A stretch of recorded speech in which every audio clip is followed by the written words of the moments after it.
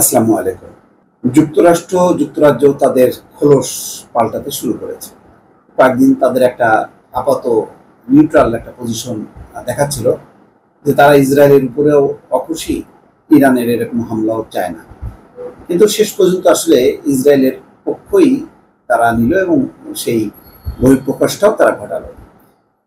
খবরটা হচ্ছে এরকম, ইরানের উপর নতুন নিষেধাজ্ঞা যুক্তরাজ্যের।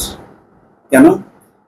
ইসরায়েলে হামলার প্রতিক্রিয়ায় ইরানের ড্রোন কর্মসূচির উপর নিষেধাজ্ঞা দিয়েছে যুক্তরাষ্ট্র ও যুক্তরাজ্য। বৃহস্পতিবার একযোগে এই নিষেধাজ্ঞার ঘোষণা দিয়েছে ইসরায়েলের ঘনিষ্ঠ মিত্র হিসেবে পরিচিত দুটি দেশ। অথচ যখন দামেস্কের ইরান কম্পাউন্ডে যখন হামলা চালালো, তখন তো কোনো নিষেধাজ্ঞা দেওয়া হলো না ইসরায়েলের বিরুদ্ধে।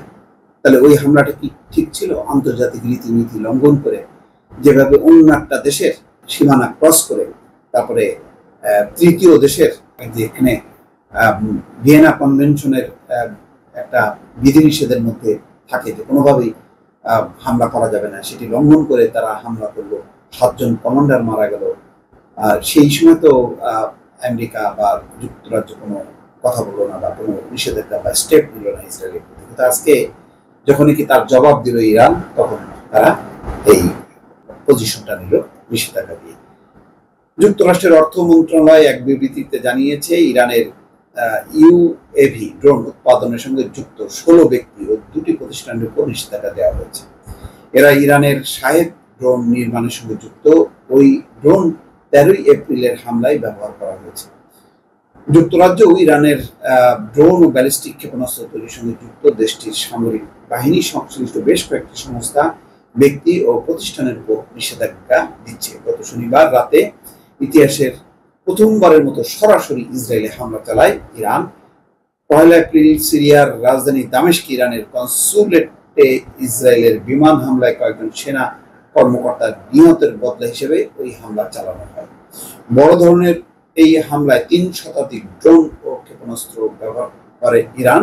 এবং আসলে এটাই ভয়, কারণ কোনো ক্ষেপণাস্ত্রের গতি এমন ছিল যে 15 মিনিটের মধ্যে সেটা যে পৌঁছায়, আবার কোনোটি ধীর গতিতে ছিল, 6-7 ঘন্টা তারা সময় নিয়েছে, যেগুলো অধিকাংশই তারা ধ্বংস করেছে। এগুলোর বেশিরভাগই আকাশে ধ্বংস করার দাবি করেছে ইসরায়েল। এই হামলা রুখতে ইসরায়েলকে সহায়তা করে যুক্তরাজ্য, ফ্রান্স ও জর্ডান। এই হামলার জবাবে ইরানে পাল্টা হামলা চালানোর ঘোষণা দিয়েছে ইসরায়েল। দেশটির প্রধানমন্ত্রী বেনিয়ামিন নেতানিয়াহু বলেছেন, নিজেদের সুরক্ষার অধিকার ইসরায়েলের রয়েছে, তো অন্যদের নেই, ইরানের নেই, অন্য কোনো দেশের নেই, শুধু ইসরায়েলের আছে। মানে ইসরায়েল যে হামলাগুলি করছে সেটা হলো বৈধ, আর অন্যদিকে ইসরায়েলের উপর যদি হামলা করা হয় সেটা হয়ে যায় অবৈধ। এই ব্যাপারটা বিশ্ব মোড়লরা, এই যুক্তরাজ্য, ইউরোপ, এরা যদি একটা নিউট্রাল পজিশন না নেয়, তাহলে একটা মুশকিল। এই ধ্বংসযজ্ঞ চলতেই থাকবে এবং এই যুদ্ধ যদি শুরু হয়, তাহলে কেউ যে রক্ষা পাবে এটা মনে করার কোনো কারণ নেই।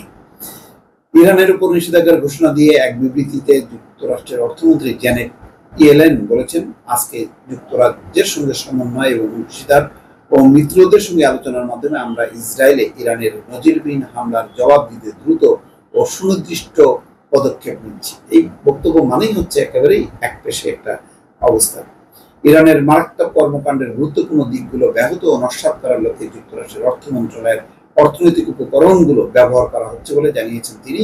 আগামী দিনে ও সপ্তাহগুলোতে ইরানের উপর আরো নিষেধাজ্ঞা দেওয়ার লক্ষ্যে কর্তৃপক্ষগুলো তৎপরতা অব্যাহত থাকবে বলেও জানিয়েছেন। কিন্তু একবারও কিন্তু এই ঘোষণা বলেনি যে ইসরায়েল যদি পাল্টা হামলা চালায়, তাহলে ইসরায়েলের প্রতিও সমান আচরণ করবে বা পদক্ষেপ নেবে যুক্তরাজ্য।